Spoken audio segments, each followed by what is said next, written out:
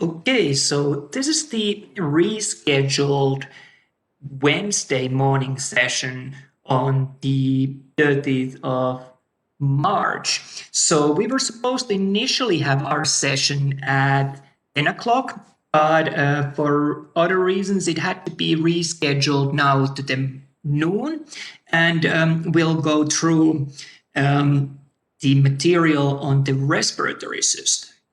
So as many of you at this point have heard, we're now on the week 11 of the course, and we're looking at the respiratory system and this asynchrony from what our initial schedule said is because of the extension of the spring break by 1 week. And we'll talk about that in a few moments' time, that why that happened and what that means for our class. So here's what I want to cover today. I want to talk a little bit about this systems outage that we worked our way through and are working our way through, and then focus on this week's module. As always, I have a few other things outside those that I also want to cover with you. But I think that really the first place or first thing for us to look at is that what happened, what's the story behind the Maricopa Systems IT outage that we all have been dealing with, and will be addressing some of the aftermath of that. How are we going to finish off the semester and so on. So some of you might know the full story, and I'm not going to go into the full story because that's not really, I don't have the full picture, and that's not really my role or my place to comment on that. But I'm going to be focusing on how it affects us. So on the 16th, the Maricopa Systems IT network was taken down, and as a response to activity that wasn't supposed to happen there.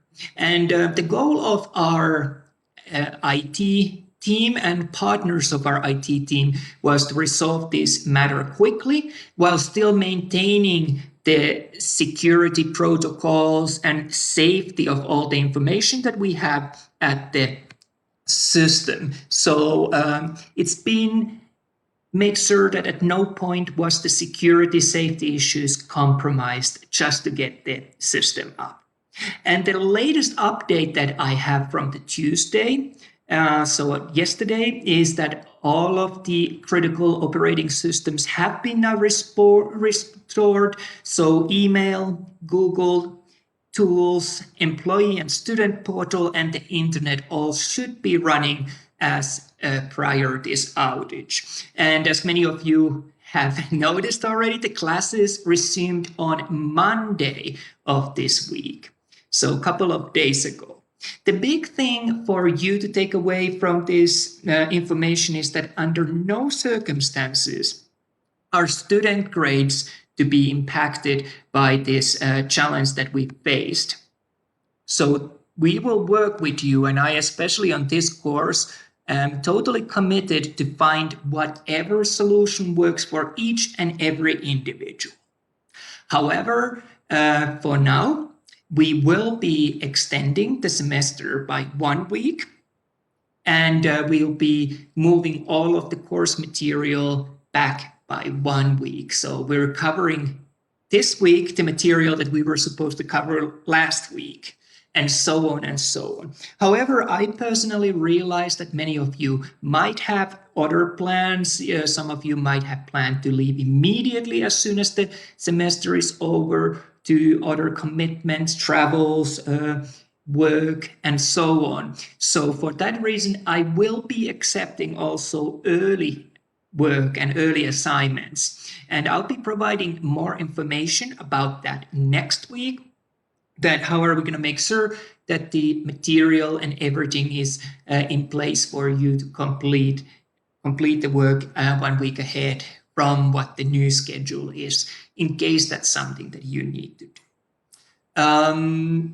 In addition, I think that the big message here is to take that you should not worry. At no point has there been any risk for your personal information or personal information of anyone else in this college. And it looks like my cat is eager to come and join us. So, like I said, all of the due dates have been pushed forward by a week. So we will be tackling all the work 1 week later than what was the initial schedule. And the last day of the course has been pushed back by a week as well.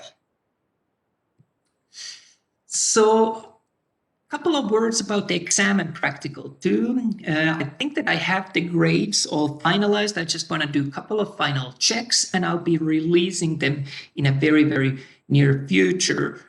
So that you can see exactly where you're standing. And any assignments, especially now that we're living in this new situation where schedules have kind of been turned upside down, if you need any assignments reopened or extended the due dates, I am more than happy to facilitate that. And you remember that the typical system there is still in place, that you contact me with the careful details of what assignment is in question, from what week or from what chapter, and I will then place that in place for you so you're able to tackle that. This week, if we have a look what we've got lined up, everything is fairly similar from what you got used to before spring break. So we have the typical LearnSmart, which was working through the chapter questions using the textbook as an aid. We have the typical chapter quiz. And we have the practice anatomy, where you go through the anatomical structures. So all of those you are familiar from the past, as well as you are familiar with our labs. These labs are taken through the McGraw Hill's Connect. But the big difference here is that there is actually 2 labs. So you can get twice the points of a typical lab. So if you're counting those points, what assignments do you really want to tackle? That might be something to keep in mind, that those labs, you have a chance to earn twice the points from a typical week on those.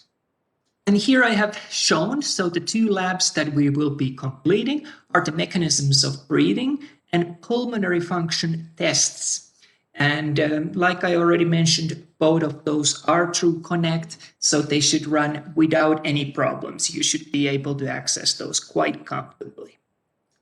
What I want to do now is that we're going to jump on to this week's learning material. As always, you have the full lecture videos available on the canvas, but I also want to give this quick walkthrough of what are the important points to take away as a take-home message from this chapter. So let's.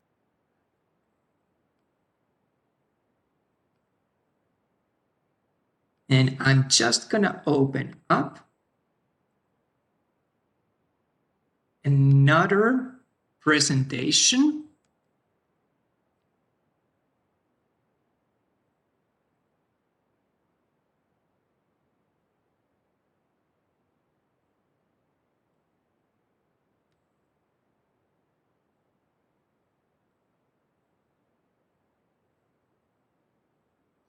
Which you should be able to see now. So we're going to go through the important points of the chapter material on the respiratory system. And as always, there are different emphases that we can place on this, but my key point on these weekly sessions is that we cover the most important facts. If you want to have a little bit more detail, the full story, I do recommend that you watch the full lecture videos that I have made available. And we're going to start with the respiratory system. Before we jump into there, let's have a look what we've covered during this course. Where are we now? So we've talked about the cardiovascular system in quite a bit of detail. We had a look of the blood, structure of the blood, functions of the blood. and disorders of the. We also talked about the heart, looking at all of those factors, and we talked about the blood vessels. After that, we noticed how there was a connection between these to the lymphatic and immune system. And we noticed that the immune system was much more a physiological system than an anatomical system as such. So that's where we're at the moment. And our focus will now move on to the respiratory system. And as you will end up noticing that the respiratory system is in very tight connection to the blood and cardiovascular system. And the blood really serves the purpose of transporting the gases that the respiratory system aims to either take in or get away from the body. And actually, if we think of some of the most important first responses that we do when we get a patient, what we want to make sure to secure, we always want to check that the airway is uncompromised, air is able to move to the patient's lungs and out of there. We check for breathing, and if breathing isn't working, then we might end up having to give rescue breaths. And finally, if cardiovascular system is not working either, blood is not traveling in the system, we start the chest compressions. But you'll notice out of these 3 essential things that we do, 2 are dedicated to the respiratory system. So clearly that is deemed as very, very important. And actually, there's been some changes in terms of the recommendations of what do we do over time. These newest recommendations, I think, that highlight the role of chest compressions, then checking the airway and securing the breathing. So if we start looking at why do we have a respiratory system, what is the big role, what do we want to accomplish? Well, I think it's fairly self-evident for most of us that we need oxygen and we need to get rid of carbon dioxide. But I think we can do a little bit better. We can actually work out why is this the case. This formula should bring you back some memories from your BIO181 or BIO156 classes, so introductory biology classes. And what we see here is a formula for cellular respiration, so where we take sugars and together with oxygen they are to be converted into energy, and carbon dioxide and water are produced as waste products. So let's talk a little bit more about the oxygen and carbon dioxide and consider the respiratory system at large. So like we saw before, the respiratory system supplies oxygen to our tissues and removes carbon dioxide from those. And there's some additional functions that we can associate with the respiratory system as well, such as olfaction and speech, so the sense of smell and being able to communicate as we are doing now. There is a lot of overlap between the respiratory and circulatory system in terms of the transport of the gases. So how we are going to cover the anatomy of the respiratory system, and they'll talk about the physiology as well. We are going to go following the path of the air as it enters to the body and then as we get rid of it. So it will be following the actual order. And we'll start with the nose, nasal cavity, and then move on the system. System can be sometimes divided into upper and lower respiratory tract, where the transition zone exists, varies a little bit depending on who you ask, whether it is at the larynx or at the trachea, where we draw the line between upper and lower respiratory systems. So you just go based on what your textbook says. But let's start by having a look of the nose and nasal cavity and what we need to know about that. And the very first structure that the air enters to the body is, of course, through our nose. There is another alternative way, which we can see here. We can sometimes recruit also mouth. Typically, when we are not getting enough air in and out through the nose alone. So this is where the yawning behaviors, breathing through mouth when you're exercising hard, come from. We recruit more efficiency to bring in oxygen and get rid of carbon dioxide. And really the first structure that we see here is our nostril. And what we notice with the nostril is that there's a very first filtering function happening there already. So the hair really tend to filter out the large particles, prevent them from entering into your respiratory system. We'll also see that the nasal cavity is lined with this sticky membrane that's kind of a little moist from the surface. It's not quite as thick as the skin that covers this layer, and this layer is known as our mucous membrane.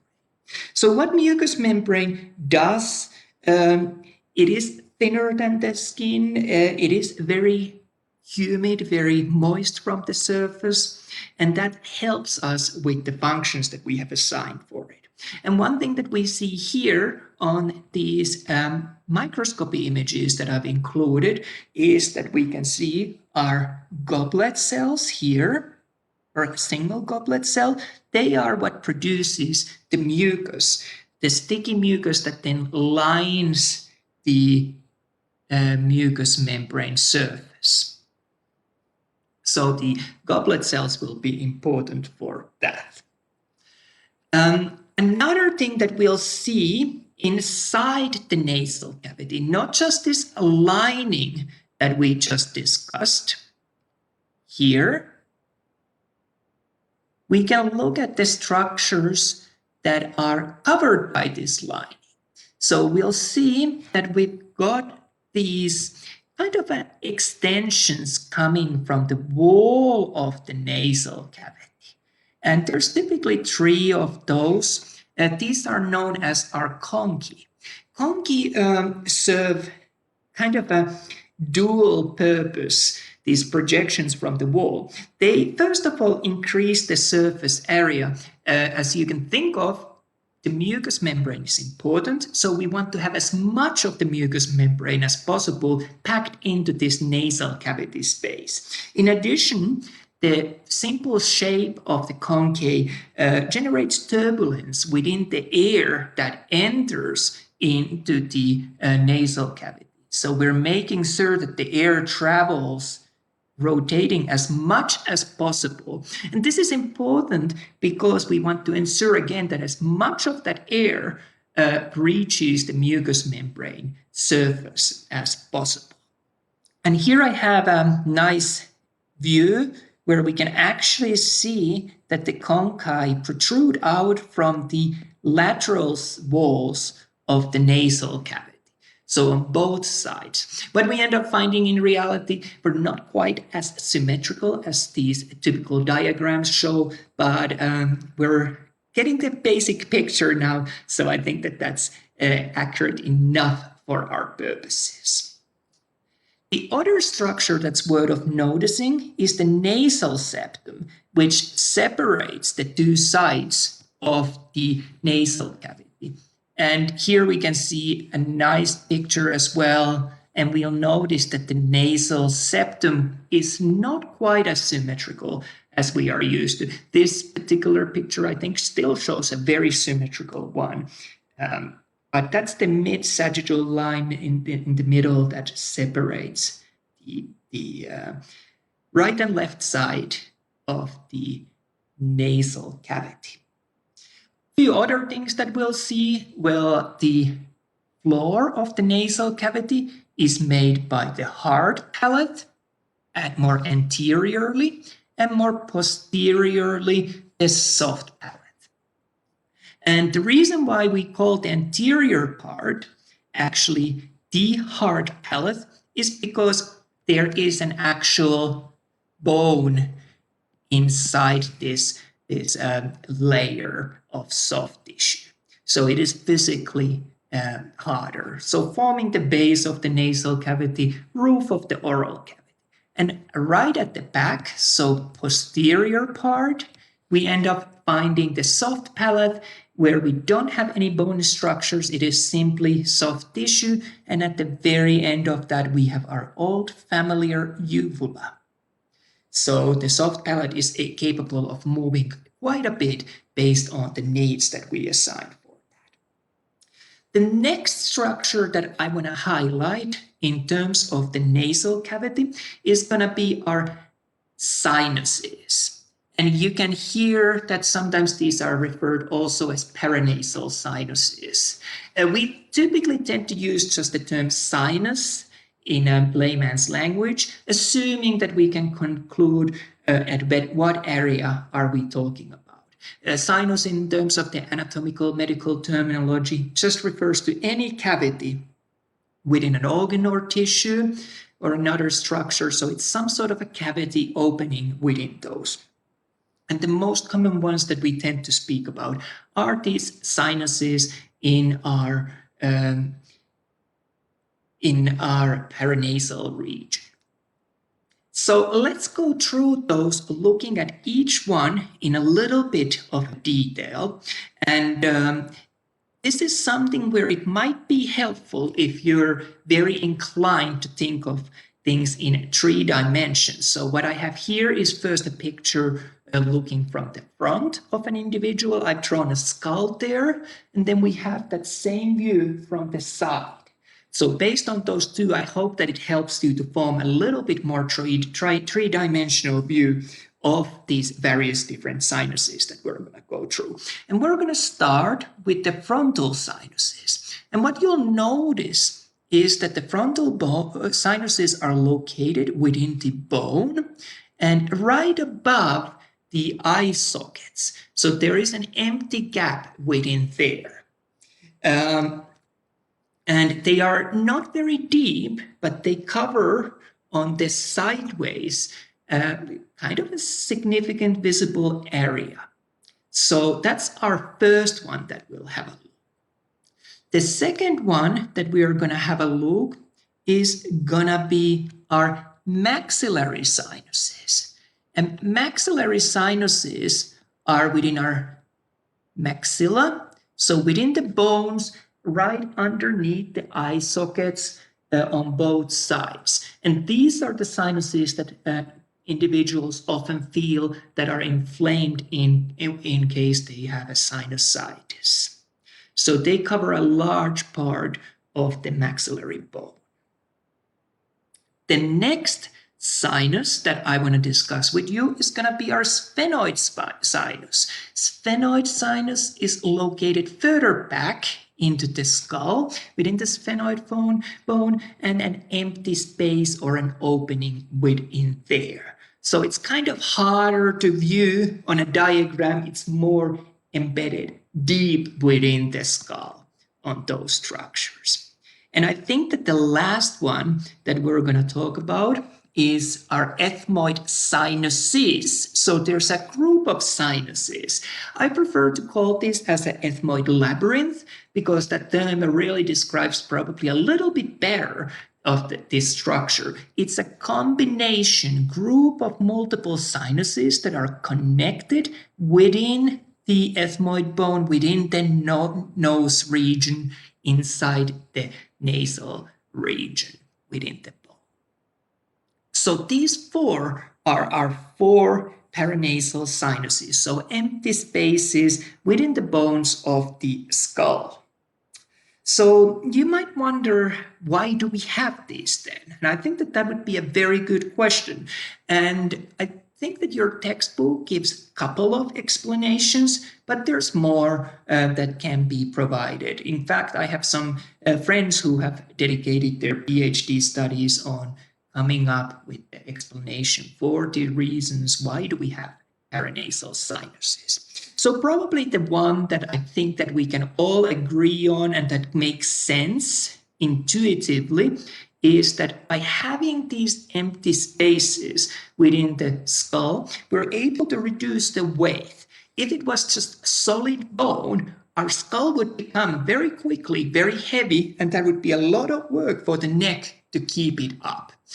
Similarly, if you think of the bones of birds, they're hollow from inside, so to reduce the weight so it doesn't take as much effort, birds are able to fly because they have a lesser mass because of their hollow bones. So this is an explanation that's fairly well agreed across the field.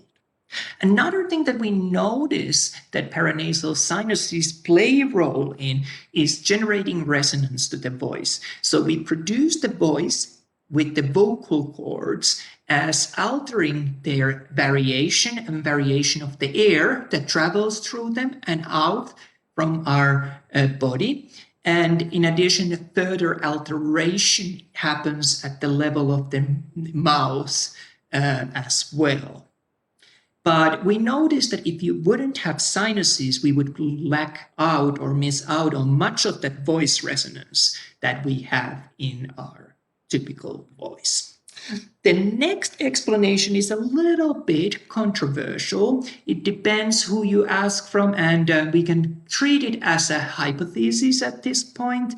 I don't know if I would necessarily say that it's fully accepted by everyone as a fact, but it's a very plausible explanation in my mind.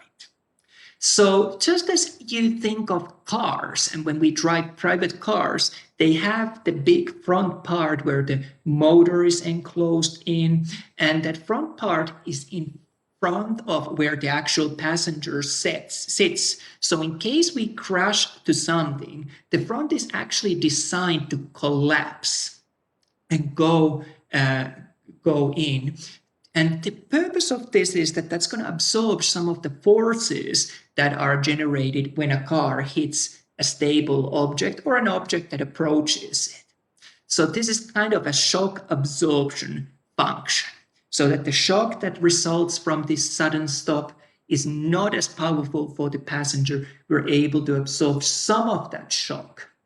And it has been speculated that the paranasal sinuses could serve in a similar purpose if we fall face down, our face hitting a structure, they give in and protect that the shock generated resulting to the brain, for example, is not quite as powerful. And the last explanation that I'm going to present here is that we have noticed that the paranasal sinuses are somehow related to our immune system. So they may serve an immune system function as well. And we have some looking to do into that to better understand what their role is. We can have a clinical condition known as sinusitis. You remember whenever it was itis in medical language, that is an inflammation of something. And in this case, it's the inflammation of the paranasal sinuses.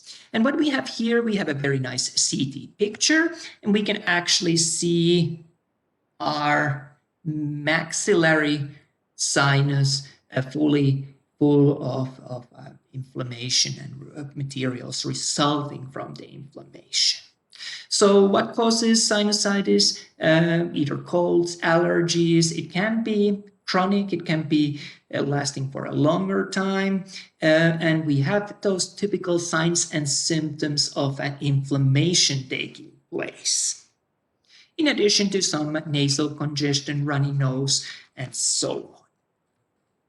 Well, what I want to show from this diagram really is just a simple, a little bit lesser of a detail.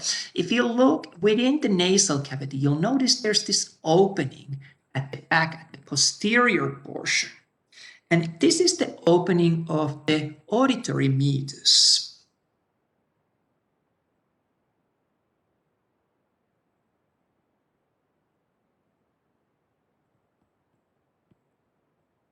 So there's a direct connection from the, and let's see if we can tidy up that writing a little bit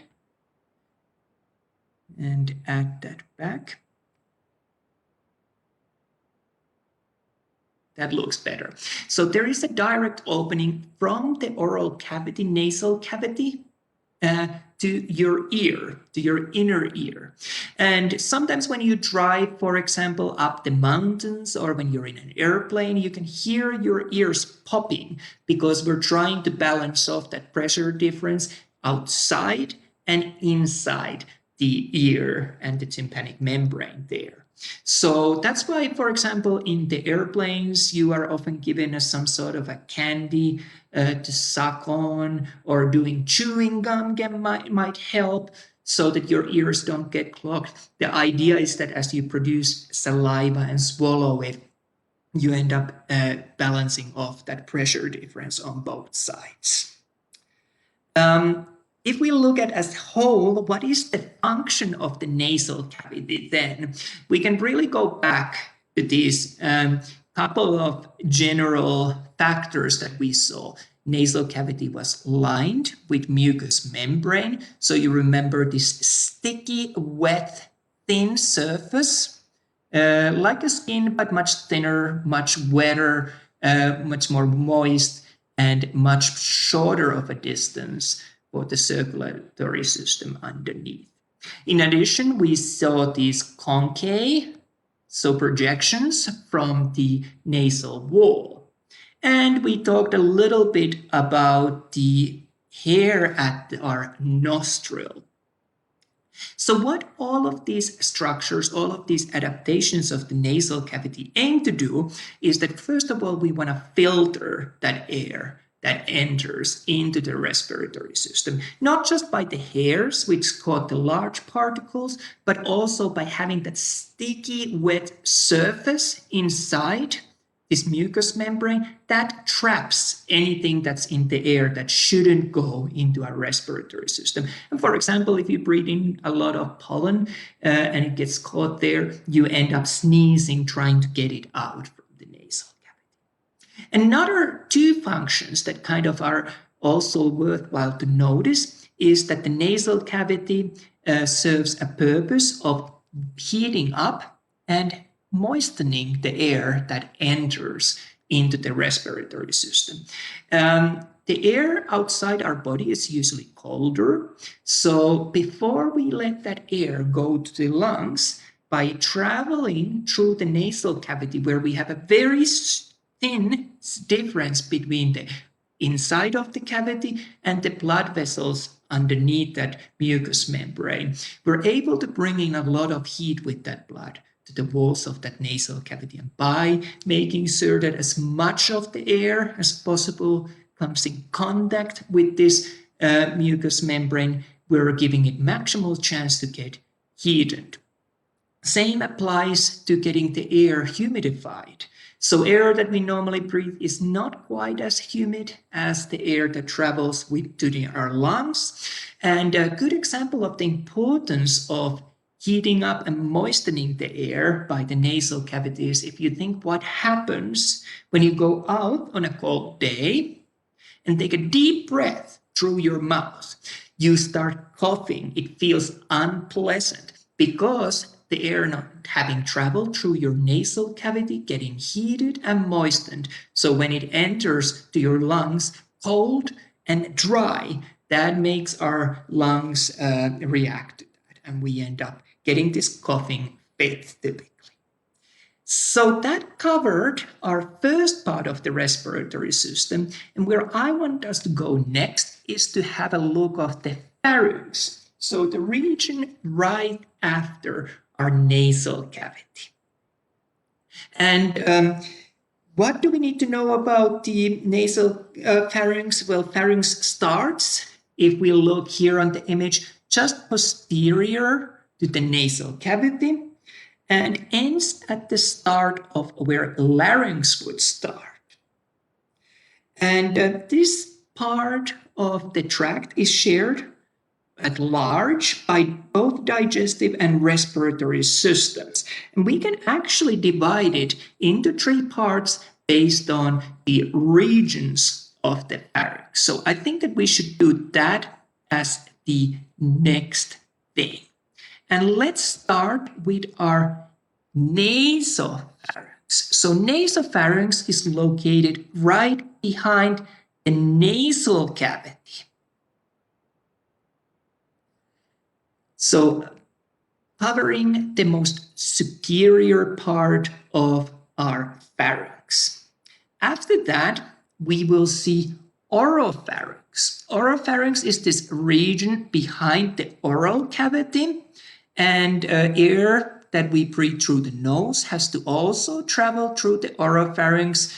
Food that we would swallow travels through the oropharynx. So this is the first actual part shared by both respiratory and digestive system. We saw in nasopharynx that was not really shared. That was more of a kind of just reserved for the respiratory system. And the final part that we see here is going to be our laryngopharynx. So where our larynx starts right underneath it, inferior to it. So the most inferior part of our pharynx is called laryngopharynx. So this is where the division into the respiratory and digestive tracts takes place.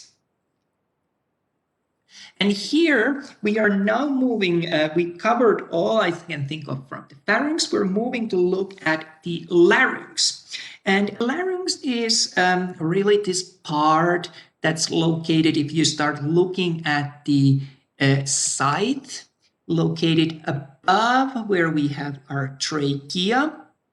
More anteriorly and posteriorly, we have our oesophagus. So the path for the food to travel to the stomach.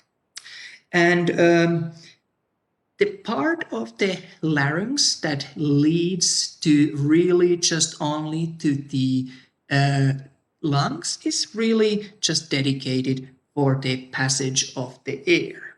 And larynx as a structure is a combination of muscles, cartilages, and other elastic connective tissues.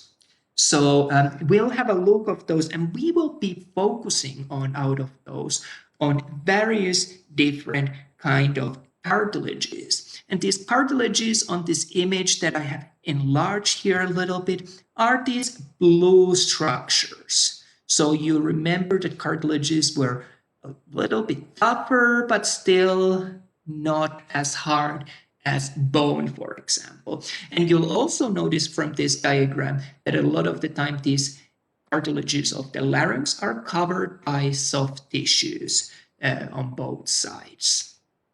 But they are there, and they're probably the most prominent and easiest structures of the larynx to be aware of. So we will do just that. And what you'll see here is a diagram that I've drawn for us to go through these various cartilage parts of the larynx. And on the left-hand side, we see looking at the larynx from the front. So as if you were looking an individual from their front with other layers removed, just left the cartilages layers of the larynx, the region of the throat and start of our trachea. On the right-hand side, we see a cross-section from the side of the larynx. And it's important that we've taken this cross-section looking in here because we would not be otherwise able to see what's happening inside. And we'll go through the major cartilages from here.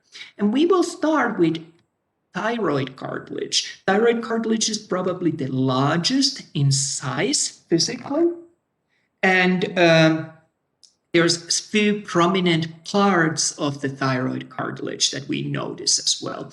One of the most common ones is our laryngeal prominence, known commonly in layman's language as an Adam's apple. It's fairly visible on males, less visible on females, but this protrusion facing anteriorly. So you can find your laryngeal prominence, and that helps you then to follow to see rest of the thyroid cartilage that it is part of. Thyroid gland actually lies on top of this, and we talked about the thyroid gland earlier on, how it served purpose, regulating, for example, the metabolism, and had contributions also to the growth and development of an individual. So the thyroid gland is located largely over the thyroid cartilage. The next cartilage that we're going to have a look at is inferior to our thyroid cartilage, which we saw here. So we're going to be focusing now on cricoid cartilage. And cricoid cartilage is only one of these cartilages that forms a fully closed ring within the larynx. So it's a fully closed ring, the most inferior, fully closed ring, most inferior part of the larynx. And this is trachea begins from inferior to here and then continues carrying the air to the lungs. And you can actually feel your cricoid cartilage if you find your Adam's apple move downwards. The next prominent structure is going to be our cricoid cartilage. So just like there was one thyroid cartilage, there is one cricoid cartilage. Let's have a look at what other cartilages we can find here. Well, the next one that we're going to see is epiglottis. And epiglottis is this flap-like structure that comes with, or is inside, enclosed largely within the thyroid cartilage, and just peeks out from the very top of the larynx. And this flap serves a purpose of sealing off the trachea when we swallow food or liquids so that they don't travel to the lungs. And what we see here on this picture is actually abnormally long epiglottis that's poking up a little bit to the mouth. So we can see here the uvula at the top and the tongue, and the epiglottis is then poking out there. But normally you wouldn't find an epiglottis that's as coming as high up as in this picture, but I think it shows well this flap-like structure and how this cartilage is still covered with soft tissues. So really, only time that epiglottis closes and seals off the trachea is when we are swallowing something, food or liquids. Otherwise, it is constantly open. That explains the priority of the constant air supply. That is the safety priority. We make sure that air gets into the body rather than worrying about getting food and liquid into the body. The next structures that we see are going to be two arytenoids. So arytenoids are these small, kind of a pyramid, triangular shaped structures that actually are controlled largely by muscles, so they can move a little bit. And there's one on each side, left and right. What's noteworthy here is that from the arytenoids, both on the left and right side, we have vocal cords running and connecting to the anterior part of the thyroid cartilage. And it is these vocal cords that we alter their tension as we are adjusting the pitch of our voice. So that's the reason why we have arytenoids. They're able to adjust the vocal cords tension. And right on top of the arytenoids, we have our corniculates. These are just small tips on top of the on top there of our arytenoids, forming the most superior part of this, if you wish, pyramid-shaped triangular structure. And of course, we can only see this in this cross-section looking from the side. Everything else is hidden otherwise inside here to the large thyroid cartilage. And final structure that I've included here is the cuneiform cartilages. Cuneiform cartilages are actually located inside the membrane, and inside the soft tissue, so you rarely would see those. You would see those probably just when doing dissection after death. We would not have, I can't think of many reasons why we would go and look for cuneiform cartilages in a living person. One on each side again. So that really shows the function of our larynx. Securing the airway was the priority, and that's why the epiglottis was open at all times, with the exception of when we are swallowing food or drink.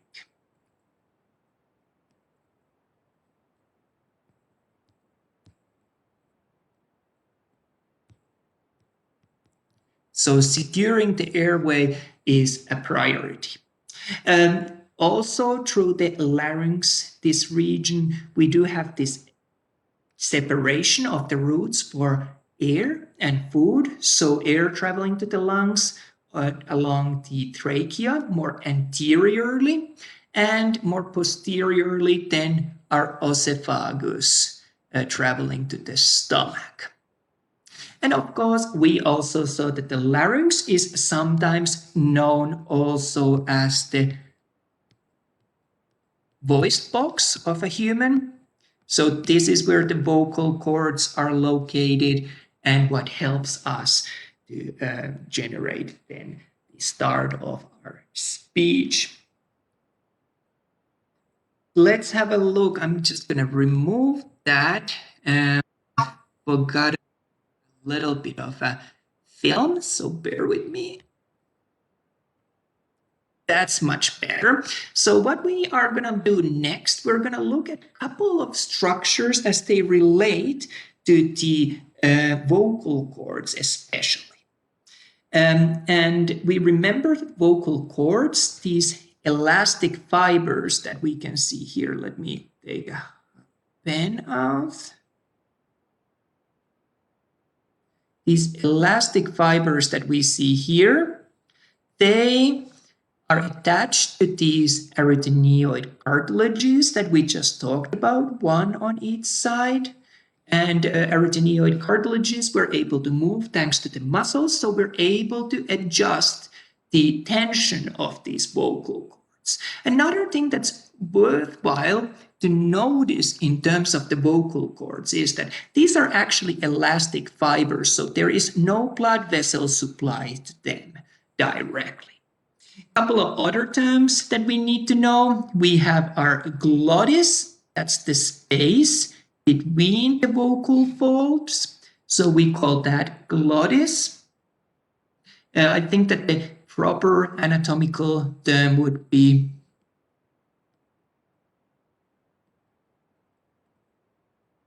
rima glottis, but I'm totally happy and fine if you just use the term glottis. And a couple of other things that I wanted to mention here is the fact that we have our two sets of the vocal cords or folds, if you wish.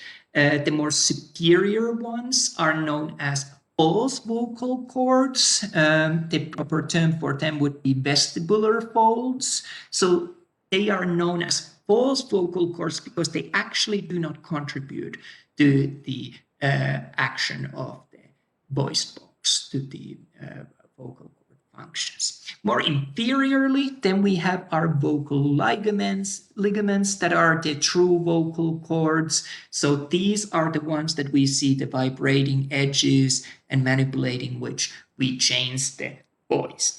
I do want to mention or highlight as well that as airstream passes through these, that produces the voice, but voice is largely further manipulated at the mouth. So that's not the final that what we end up hearing. And there is an instrument, I believe the Aboriginal people from the Northern Australia played this initially. Then this instrument is known as didgeridoo, and the didgeridoo players actually are able to manipulate the opening of their glottis in a way that produces this very unusual sound.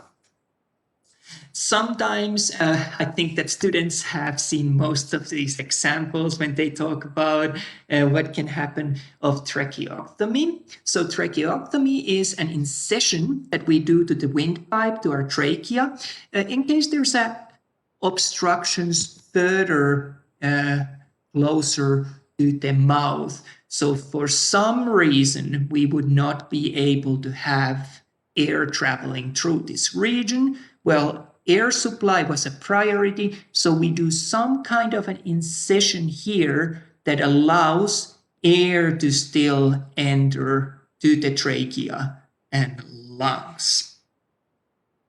So that's something that's normally done by medical professionals in a very sterile clinical environment, but there might be emergency situation where that needs to be done. It is very important to know the anatomy and physiology of the neck so you know exactly where you can do that opening. You can cause significant harm if you miss the right area.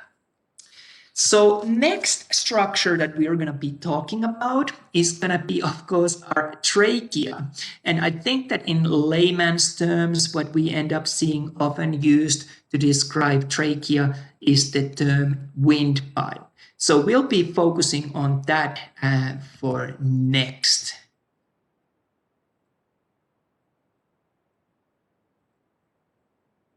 So trachea starts below the larynx, so right underneath larynx, and continues all the way until we end up to the smaller dividing parts of that. So trachea is about 4 inches long, about 3/4 of an inch in diameter, running from the larynx to the mediastinum, as we saw. Very flexible tube. And the flexibility of the trachea is thanks to the fact that it's made of these C-shaped rings. And what these C-shaped rings, they're not fully connected to each other. So there's a small gap in between of each of these rings. And this allows that large flexibility of the trachea. So we're able to move that fairly well in response to needs because it's not fully cartilaginous structure.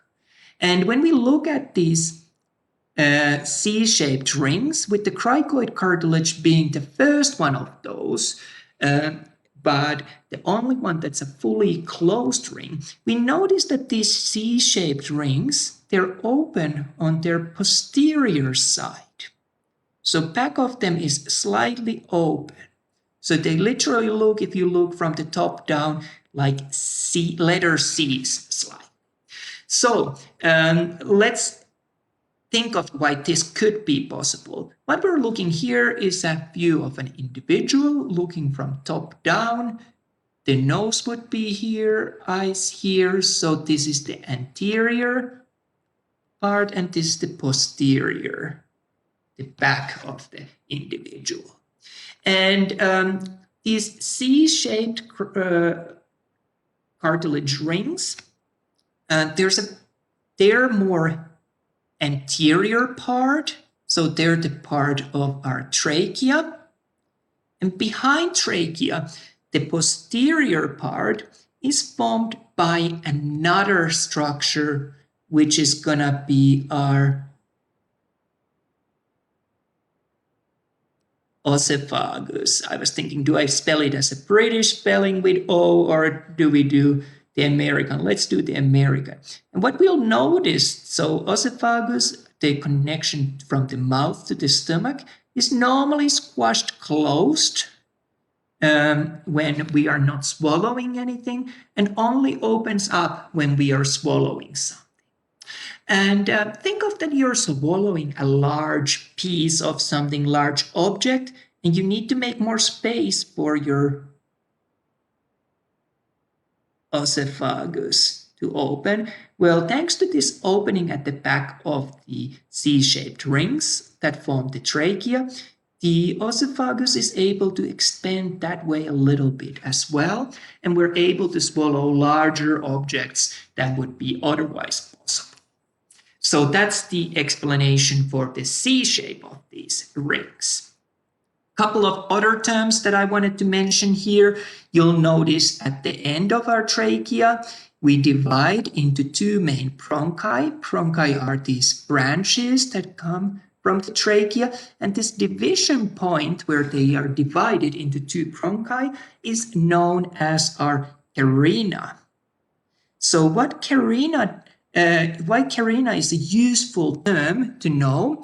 For example, in clinical practice, if you look with a camera down the throat, down the trachea, this would form this kind of a little bit of an elevated bump when you look down from here before we get our two main bronchi that then come into the two branches arising from our trachea.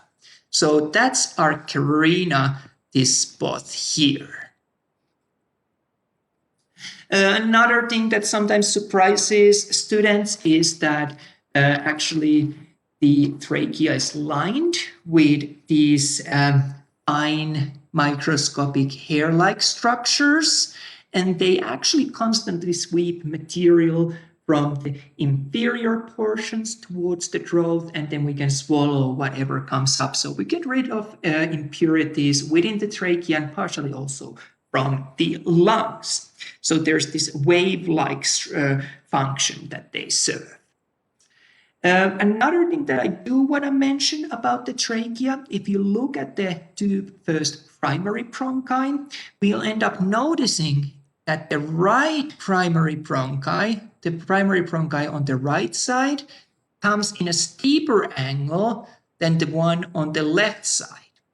And this is really important, especially when we talk about, for example, younger kids swallowing things, taking things into their mouth that they end up then inhaling that they shouldn't. Most foreign objects end up to your right lung because of this right primary bronchi being in a steeper angle than the left primary bronchi.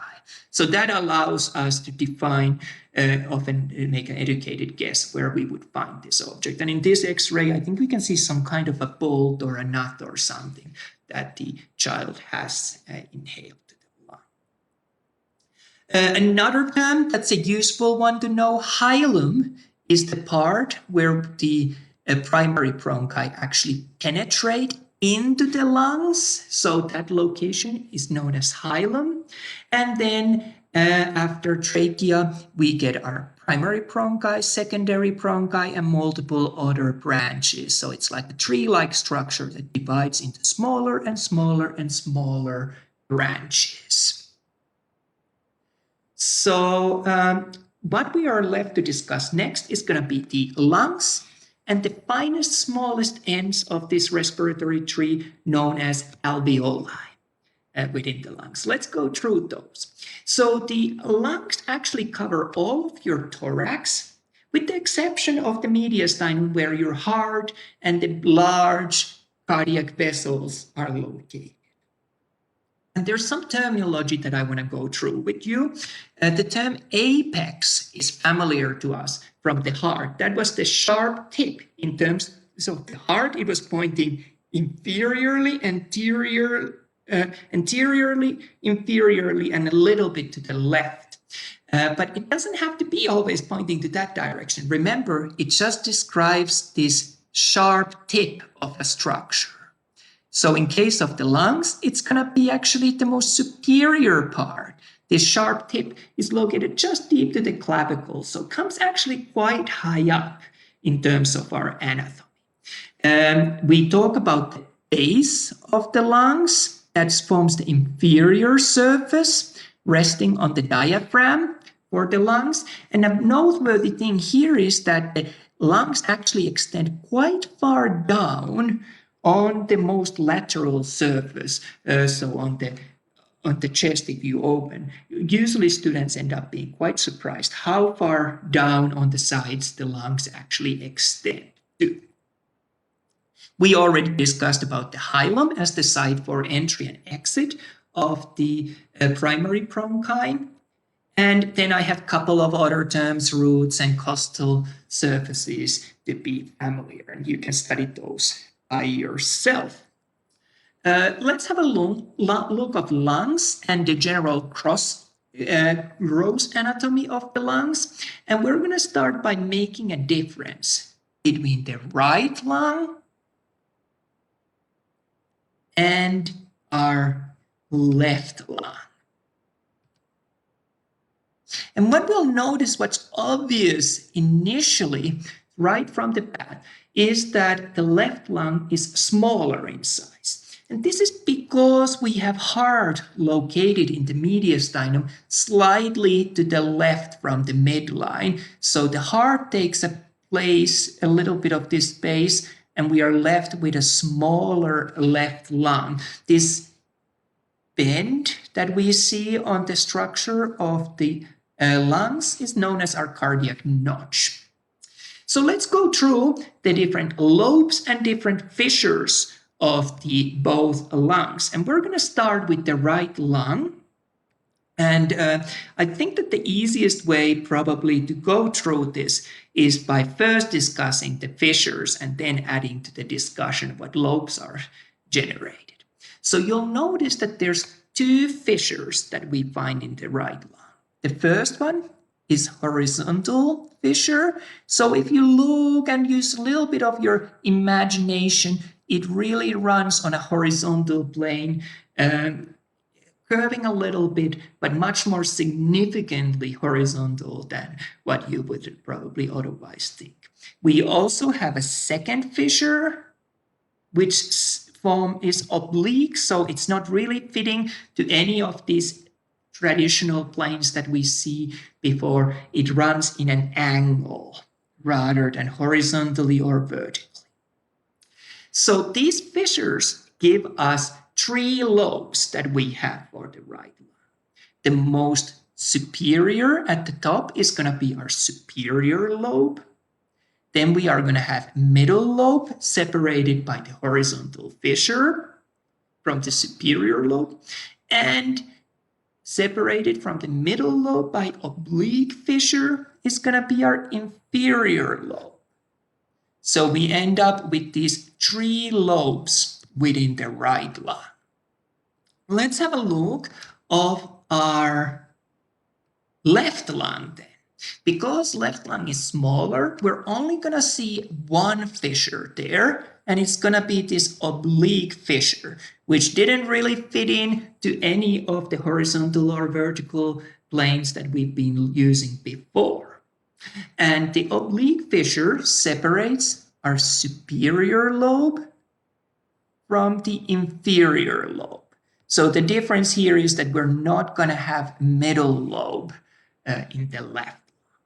So this is the general structure of the lungs, the general anatomy, what your textbooks will tell, and so on. The reality is, though, that in real life, we end up seeing a lot of variation in this. If we had, say, 6 to 8 catheters that my students normally work within the dissection room, we would see at least one or two of them having a different number of lobes than what's normal. So there's a lot of variation, but this is the basic, most general organization, and this is what we will study in this course. We won't go into these individual variations. We've also noticed that the lung is enclosed with this double membrane that we can see here. So two membranes, the inner one being visceral and outer one being parietal layer, between which we have this fluid-filled space.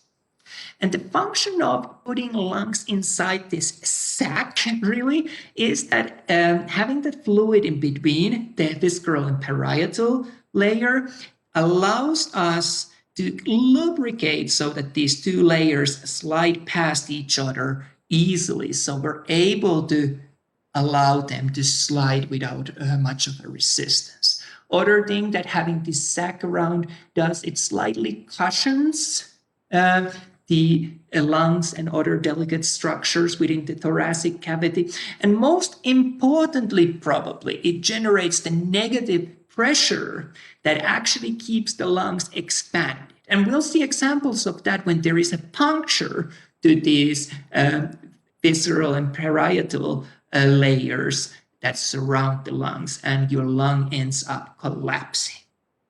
Another function that I can think of, we kind of touched upon that earlier on, would be, again, doing these compartments within the body. So in case there's, for example, an inflammation, it's not able to spread from one part to another. So that's our trachea. We've talked about bronchi, we've talked about branches, we've talked about the lungs.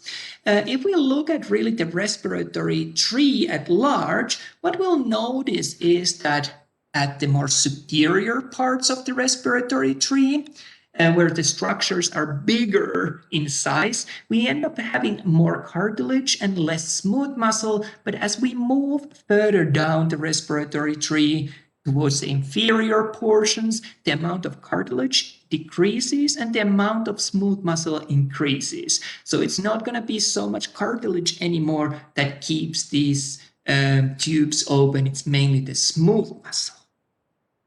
I want to say a couple of words to wrap up the anatomy portion about the alveoli.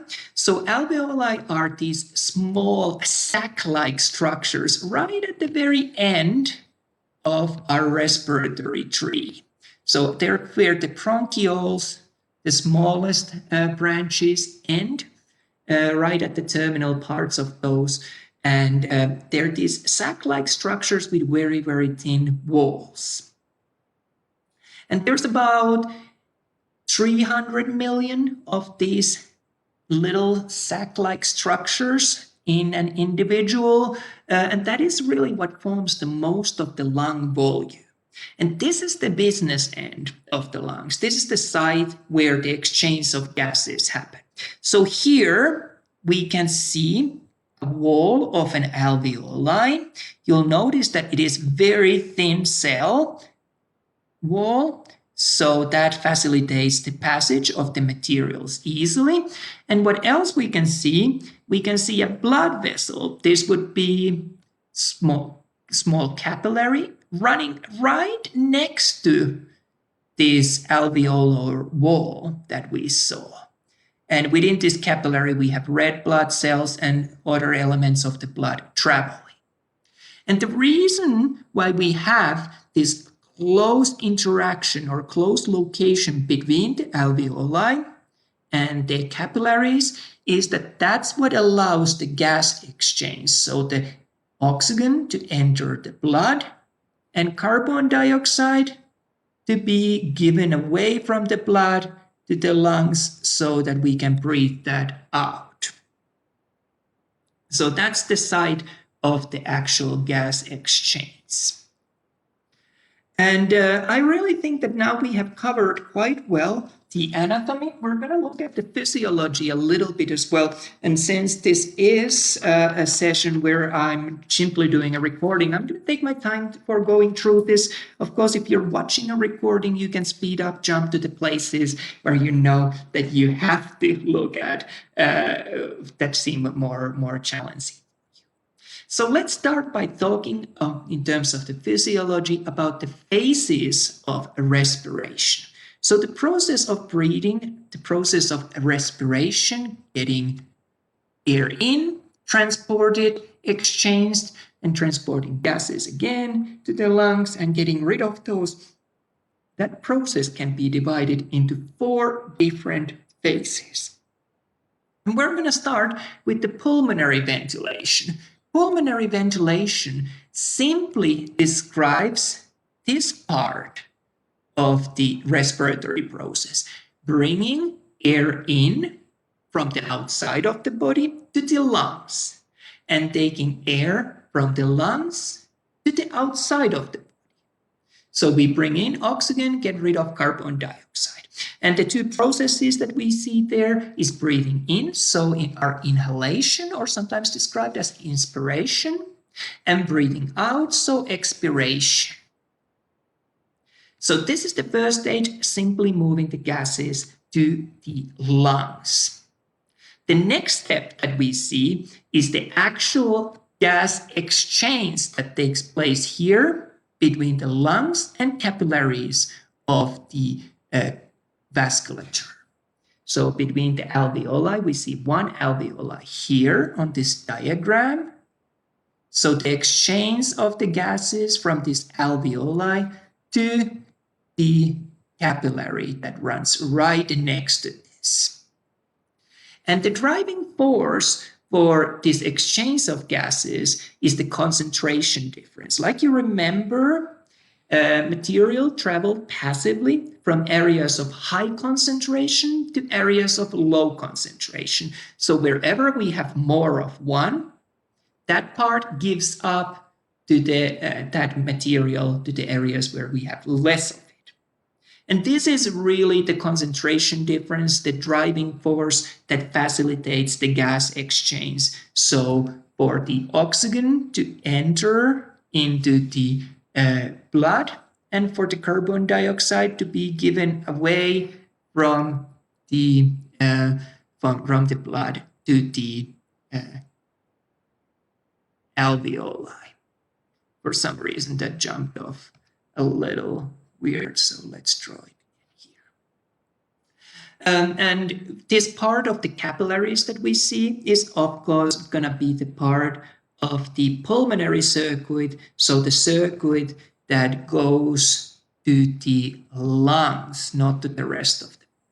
So we saw that here when we studied the heart and we talked about the two circuits.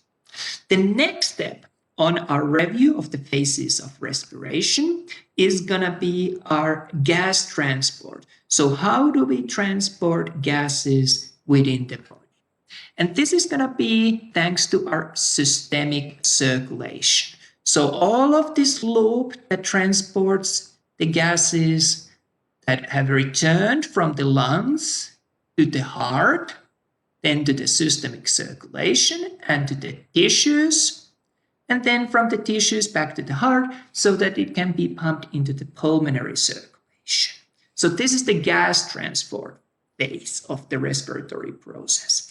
And the final stage is going to be internal gas exchange. So we're again exchanging gases between the capillaries and the cells or tissues that are located right next to them.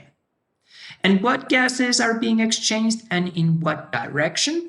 Well, we give oxygen from the capillaries to the tissues, and we pick up the waste product of cellular respiration from the tissues to the capillaries. So those are the two gases that we want to know. And often when we cover the phases of respiration, we teach it on these 3 or 4 steps, but I am left with wondering that is this explanation really the best way of explaining it? Because of course, once we have done internal gas exchange, not only gas traveling, and in this case, the oxygen traveling from the outside of the body to the tissues of the body, but also we get rid of carbon dioxide from the tissues to the outside of the body. So remember that this movement goes 2 ways. It's not stuck just to one direction. I earlier on mentioned that you can have a puncture to the lung wall, and as a result, the lung would then collapse when the pleural cavity is compromised. And this would be an issue that would then significantly harm one's ability to take in oxygen and get it exchanged between the capillaries of the pulmonary circulation and the alveoli of the lungs. So this collapse of the lungs is the danger here. Couple of terms that we have talked about: how does air move in to the body and how does it move out from the thorax? So let's have a look of those. So breathing in stage is known as inspiration. That's when we take air into our lungs. And 2 muscles that play a role, first of all, are external intercostal muscles, so the muscles between our ribs and the more external ones of those, and the main muscle of respiration. That's a question I like asking in an exam. What is the main muscle of respiration? And the main muscle of respiration is the diaphragm, this thin sheet of muscle layer that separates the thorax and abdominal cavity. And what happens is that the external intercostal muscles push your ribs and chest out, making it bigger. And same happens with diaphragm, which is normally this kind of a round shape. It now flattens out, making this chest cavity as big as possible. So our chest cavity has now enlarged. And we remember that materials traveled passively always of high concentration to low concentration. Well, if we've now taken our lungs and made it bigger, there's going to be less material in the lungs in comparison to the volume. So there's going to be a lower concentration of gases. And as a result of that, outside world is going to have higher concentration of gases. And what happens is that gases move from areas of high concentration to the areas of low concentration. So that's how we get air in when we make our chest cavity, we make our thorax bigger. So this is a process where you need to actively do work by the muscles. And that gives you a clue that expiration, so breathing out, is actually going to be passive process. So that doesn't require conscious effort from us. That just happens. And that happens because our chest cavity just naturally returns to its shape, its size, thanks to the elastic recoil of these structures. So what we see here, whereas earlier on in inspiration, we saw that the chest cavity grew as big as it could, now chest cavity returns to its small shape. So the intercostal muscles bring the chest smaller and closer together, and the diaphragm from being flat now returns to this dome-like shape. So the chest cavity, thorax, the lungs really gets smaller. Well, if it gets smaller, now the same amount of material that we had in the lungs is packed into a smaller space. And for this reason, now again, with the materials traveling from the areas of high concentration, there's a high concentration inside the thorax because same amount of material is now packed in a small area. It travels out from there to the area of low concentration, which is, of course, the outside of our body. So really, the expiration does not require active effort.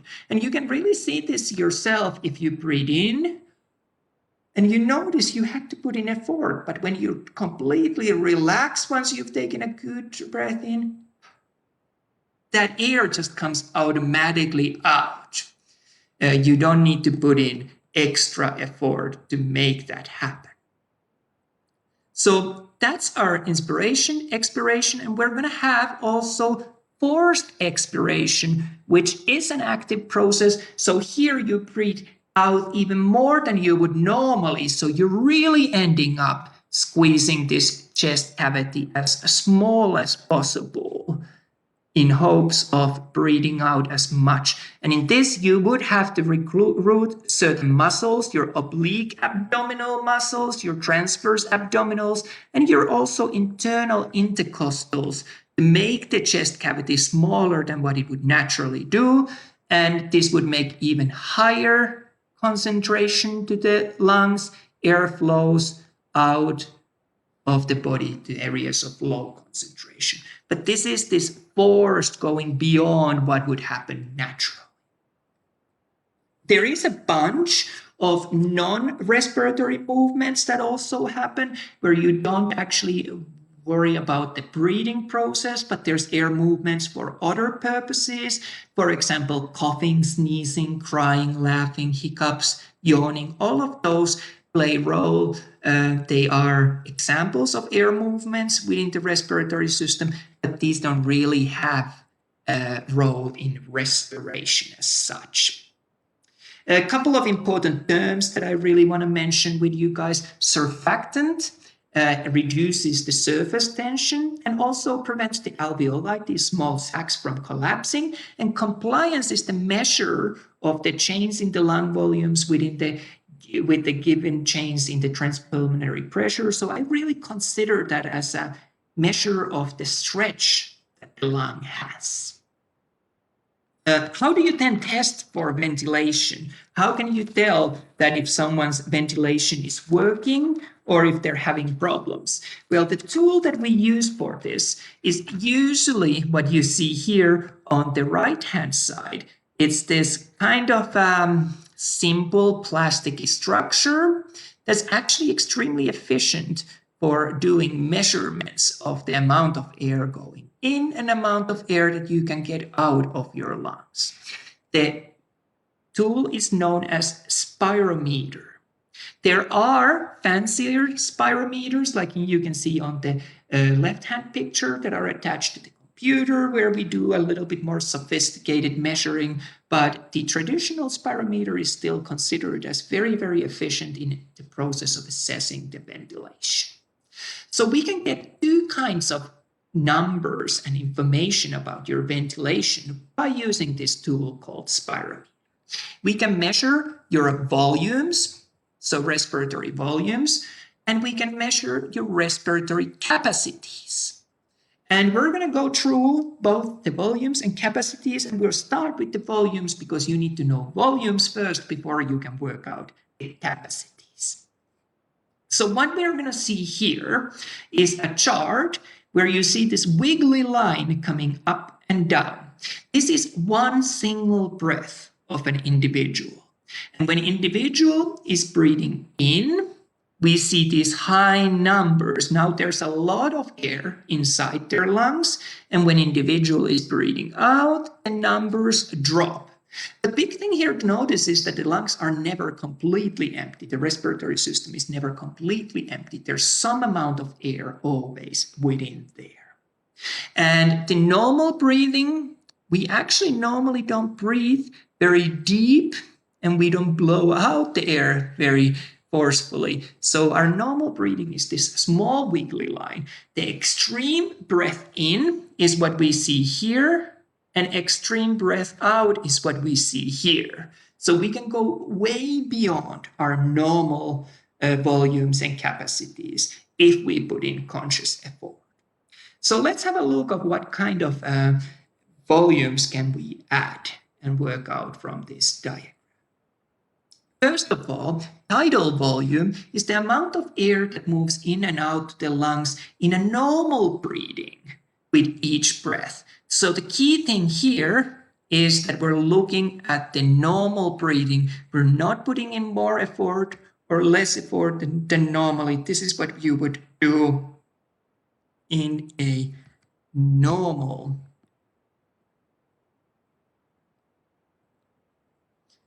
breathing. So we see the amount of air going in and amount of air coming out. And that's typically somewhere around 500 milliliters or so for each breath. The next measure that we can add to this diagram is going to be our inspiratory reserve volume. So this is the maximum amount of air that can be inspired forcefully when you add extra effort beyond our tidal volume. How much extra air can you get in? So we can go this high beyond what would be normal breathing volume. And this varies quite a bit, somewhere between 2100 to 3200 milliliters. So it's quite a bit, that the amount that can be inspired beyond normal breathing. So the key there is that possibly The next measure that we're going to see is going to be our expiratory reserve volume. And this is, of course, the amount of air that can be forcefully expelled. So how much can you breathe out by putting extra effort beyond your tidal volume? And this is typically somewhere between 1,000 to 1,200 milliliters. So not quite as much as we had inspiratory reserve volume, but still a lot more than your typical tidal volume. But this again, putting the extra effort, doing forcible breathing. And the residual volume is a measure of the amount of air that always remains in the airways and lungs. So there's always going to be some amount of air that remains within the respiratory system. If there wasn't any, the alveoli would likely collapse and so on and so on. Also think of the trachea and respiratory tree. It does never fully collapse, fully close. So there's always going to be something stuck within that respiratory system. So residual volume is really just the amount of air that always remains there. And really the big thing there is that some is needed to keep these structures open. So these are our various different volumes. What we're going to do next, we're going to look at different kinds of capacities. And you calculate the capacities by using these measures of volumes that we just saw. So let's start with inspiratory capacity. Inspiratory capacity is the sum of your tidal volume and our inspiratory reserve volume. So how much can we get air into the lungs and respiratory system? So that would cover the normal breathing and how much extra we can go. So this is the maximum. So calculated by using these two, calculated by using our tidal volume and inspiratory reserve volume. The next measure that we're going to look at is going to be our functional residual capacity. Functional residual capacity is again calculated by adding a couple of measures. First of all, we add our expiratory reserve volume. And to that, we add also a residual volume. So this is how much air is when we add these two together. Vital capacity tells us the maximum amount of air that we can move in and out if we put in extra effort. So in addition to our tidal volume, the normal breathing, we are adding our inspiratory reserve volume, so the maximum amount that we can breathe in. And we're adding to that also our expiratory reserve volume, the maximum amount that we can breathe out. So that's the maximum amount of gases that can move all together in breathing. And the final measure, total lung capacity, includes all of these. It includes your tidal volume, normal breathing. It also includes your inspiratory reserve volume, so the max that you can breathe in, the expiratory reserve volume, max you can breathe out, and then your residual volume. When you add all of that, that is the total lung capacity, how much air in total can be within the lungs and respiratory system as a whole. A couple of terms that I want to highlight here. The dead space is the amount of air that really doesn't take part. So there's anatomical dead space. So that's the amount of air that just remains always within the passageways. So all of that respiratory tree that we can never get fully rid of that. Whereas alveolar dead space refers to the amount of air or our amount of space occupied by alveoli that don't function anymore. So when you add these two together, you get the total dead space, the amount of space that doesn't participate in the respiratory processes. So let me just remove, for some reason I've forgotten it there, so that I'm not competing to talk over myself. What I want to talk next is a little bit about the gas exchange. And there's two places where gas exchange takes place. First of all, between the lungs and blood, like we saw here. So that was our external respiration. I'm just trying to get a pen up. Here we are. So our external respiration was the exchange of the gases between the alveoli and the capillary of the pulmonary circuit. And the second place of gas exchange was our internal respiration, the exchange between the capillaries in the systemic circulation and the cells of the body. So our internal respiration. And this exchange of gases is really due to these partial pressure differences. We remember that gases traveled from areas of high concentration to areas of low concentration. And typically we measure this concentration as millimeters of mercury. And we could go in much more detail about the laws that play a role in this, but I leave that for your own interest if that's something that you're interested in. Let's have a look at the gas exchange on these two locations where it could take place.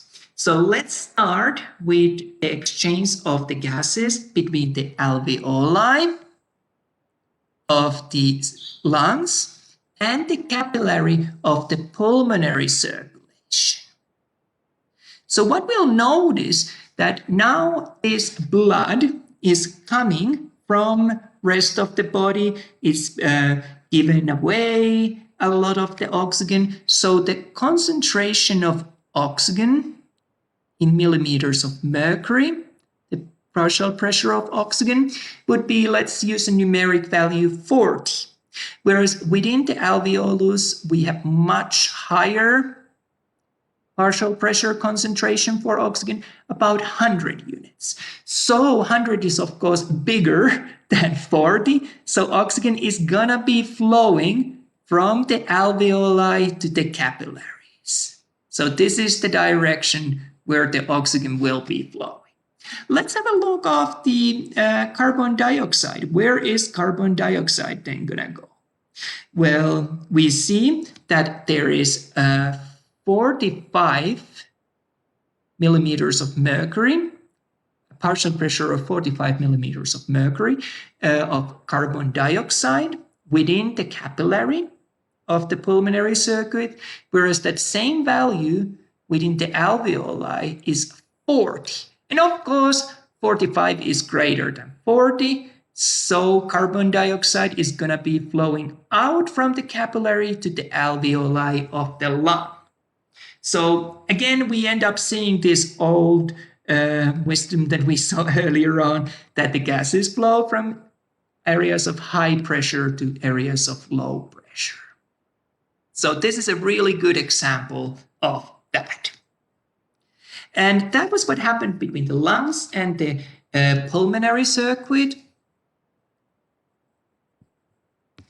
Let's have a look of the exchange from the systemic circuit and tissues. So what we can see here, we have a capillary of the systemic circulatory system. So the blood traveling to the other parts of the body other than just within the lungs.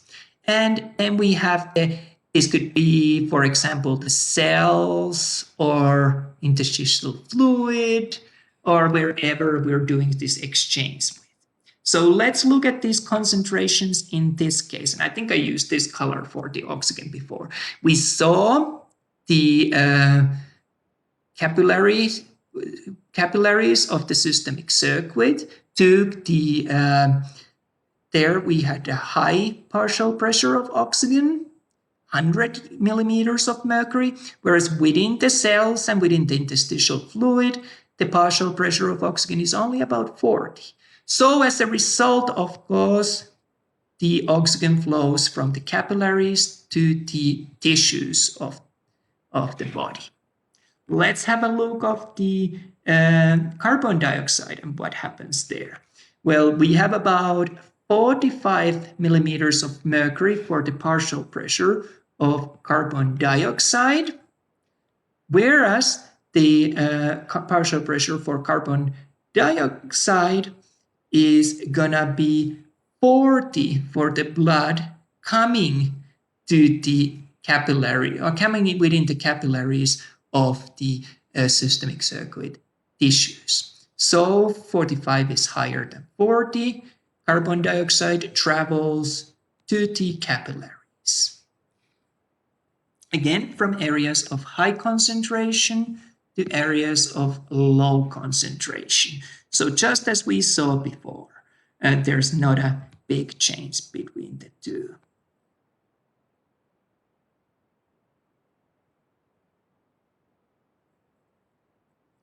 So next question or next topic that I wanted to discuss with you very briefly was that how do we transport gases in the body?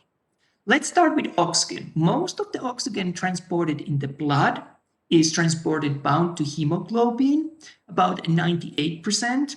And the small amount, about 2% of the oxygen in blood, is transported by the plasma.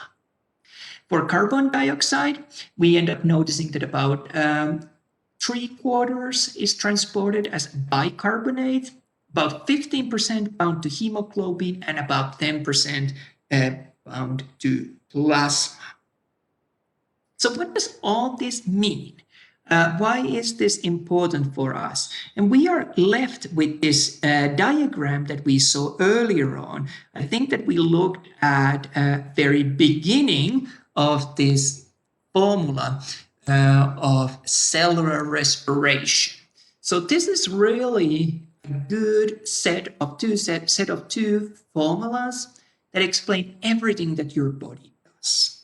So let's start with cellular respiration. We have our sugars that together with oxygen are used to make energy in the form of an ATP. And of course, we got that oxygen from the respiratory system, so breathing in that. And this sugar and oxygen was used to produce energy. And as a waste product, we are left with carbon dioxide and water.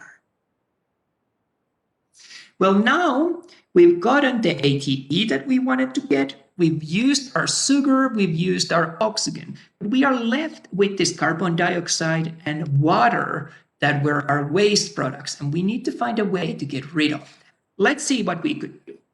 So we're going to move the carbon dioxide and water to the next formula and have a look at that formula. This formula is really, really important for us. It's actually known as carbonic acid equation. So we had our carbon dioxide and water. They can be turned into carbonic acid, which you can see there. And carbonic acid can be further broken into bicarbonate and hydrogen.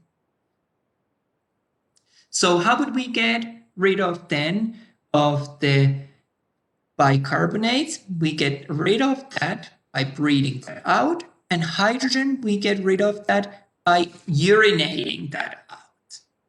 So this is where we see that all systems work together. We see respiratory system, we see cardiovascular system, we see urinary system, we see digestive system.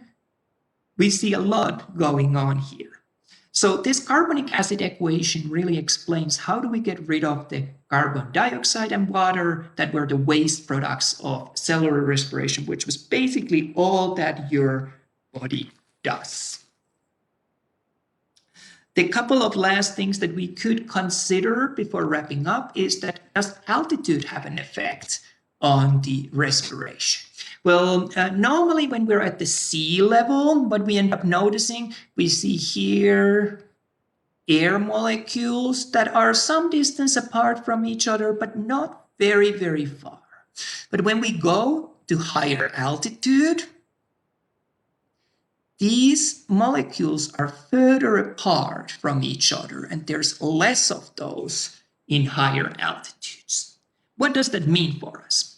Well, we end up having a lot of athletes that go to train on high altitude camps. So the idea there is that when they are training at these high altitude camps, their body starts to get adjusted to this fact that there's a small amount of air molecules in the air. So their body starts working much harder, becoming more efficient, more adapted to that. And once they return to the sea level for a competition, all of a sudden their body is optimally adjusted to working with only little oxygen in the air. So when they are back at this sea level where we end up finding a lot of molecules in the amount of normal, their body is able to function even better. So the theory here is that their muscles get more oxygen transported to them than normal persons, thanks to this high altitude training.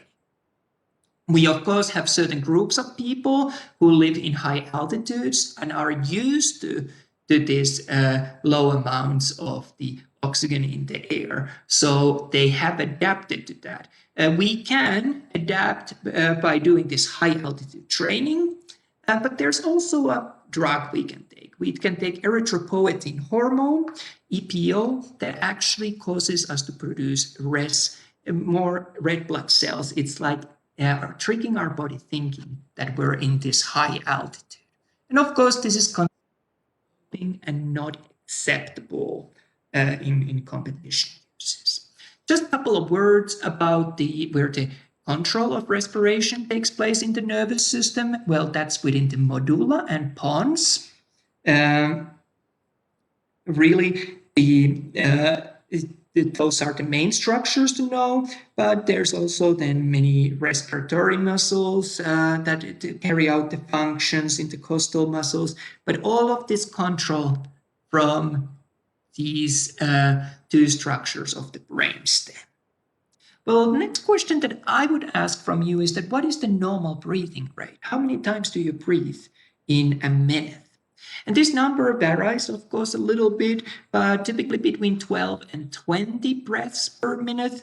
If you have ever looked at newborns or cats, like I have a cat and I've got a bunch of interest in that, you notice that they breathe a little faster, about 40 to 60 breaths per minute, and it's a little bit less regular, so it's slightly irregular, their breathing. So there's nothing to get worried if that happens.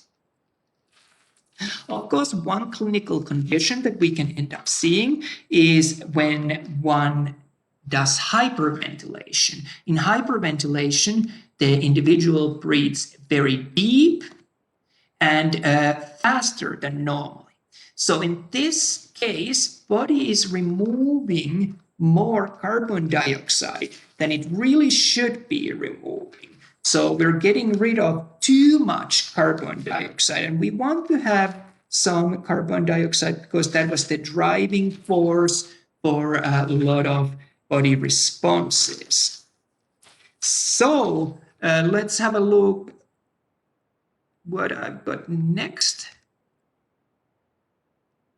This can cause it's just tingling or kind of involuntary muscle spasms, but become really a problem over time if it doesn't get dealt with.